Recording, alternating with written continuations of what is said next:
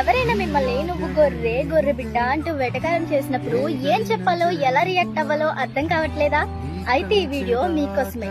First of all మీరు వారి దగ్గరికి వెళ్ళి షేక్ హ్యాండ్ ఇచ్చి ఒకే జెండర్ అనుకో కౌగలించుకుని చాలా థ్యాంక్స్ అని చెప్పండి.